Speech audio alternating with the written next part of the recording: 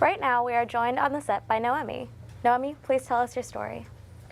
Hi, I was 27 years old, and when I learned that I was pregnant, I had just graduated from my master's program, and I didn't have insurance at the time, and I went to my local Planned Parenthood for a pregnancy test. We were really excited to learn that I was pregnant. I was engaged to her father, and fast forward to the 20-week ultrasound, and they called us back and said that we needed to go back in for another ultrasound, and I thought that it was something that could be scheduled when, it was kind of convenient for my schedule. And they told us that they needed us to come back in the next day because a geneticist would be available at that time. And, we didn't think anything of it.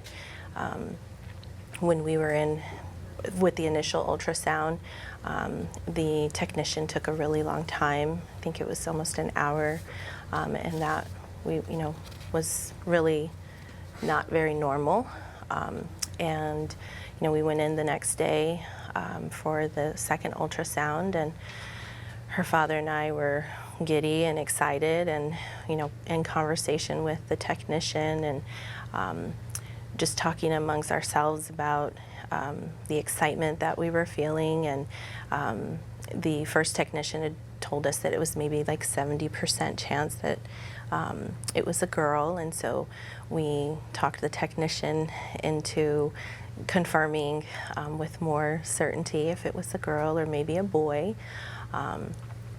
And we figured out that it was a girl, and she wrapped up and she left the room, and the doctor came in, and I remember he asked us if we knew why we were there, and still in our excitement and giddiness, we said no, they just called us and said that you wanted us to come back in. And I just remember him saying, that he apologized that no one had explained to us why we had been asked to come back. And I remember he said, "I'm very sorry, but your baby's brain didn't develop." And I felt as though the entire world had just collapsed on my chest. I didn't exactly understand what that meant, but I knew that it couldn't be good. So I asked, well, what does that mean? And he explained that essentially what we saw on the ultrasound screen, where the baby's brain would be in its place, it was just dark black. And he explained that that was a strong indication that there was fluid in its place, and if it had developed properly, that it would be gray matter on the screen and not black as we were seeing. And he gave us time to process it. He didn't rush us, and he explained that we could take all the time that we needed, and when we were ready, we would meet with the geneticist, and she would explain to us what our options were. And my fiance and I we hugged each other and kind of tried to make sense of what we had just learned. It was my first pregnancy. Never even knew that this could happen. And after a few minutes, we mustered up the courage and walked over to the geneticist's office, and she explained that we had two options. And there wasn't any indication that I couldn't carry the baby to full term. And she did explain that the prognosis, given the amount of fluid that they were seeing on this ultrasound screen was she'd have a life expectancy of no more than 6 months, and she would be severely disabled. She would require around-the-clock care, and our second option would be to consider abortion.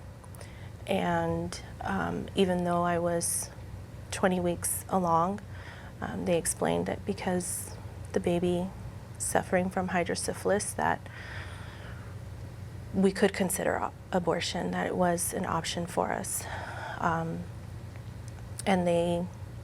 she explained that, you know, we had not a lot of time to make a decision, but that, you know, we could take as much time as we needed. And this was Friday before Labor Day weekend in 2007, and we essentially took that 3-day weekend to consider our options. And given the emotional toll and all of the responsibility that not just he and I would take, but the rest of our family in caring for her, it was too much. I couldn't continue bonding with my child knowing that she was not healthy and knowing the pain and suffering that she would undergo. So we made the decision to go for an abortion, and I remember sitting in the waiting room, and there were maybe 3 or 4 other women there, and feeling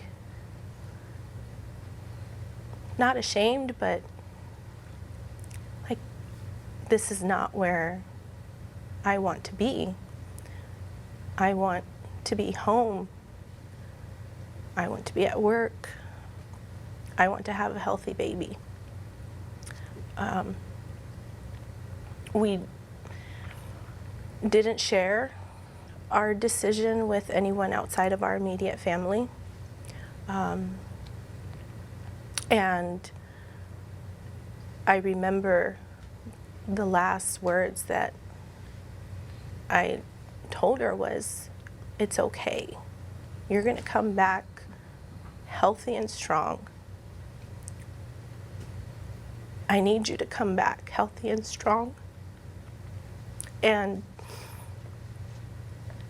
I think that we're very, very lucky, very blessed and fortunate, because 2.5 months later, she did. She came back healthy and strong, and she'll be 9 years old this summer. Thank you so much for sharing that with us. Can you tell us why you chose to share your story today? I think with everything that we're seeing in the country in the last couple months, the change, and really seeing everyone's different opinions and hearing about the attempts and the desires to change the existing laws, and thinking about what it would have been like for me if I didn't have access and I didn't have choices. And I don't want anyone to be in that situation where they feel like they don't have control, they don't have access, they don't have options. And I'm fortunate to live in California, where my elected officials are really fighting for those things. And my letters to them are not to encourage them to see things my way, but really to support their efforts. And being in that situation, I feel like the only other thing that I can do is use my voice. And if sharing my story will accomplish that, then I will repeat it as much as I need to ensure that no woman, whatever the situation or circumstances she finds herself in, really can truly have all the options available to her, so that she can make the best decision for herself and her baby. Thank you so much.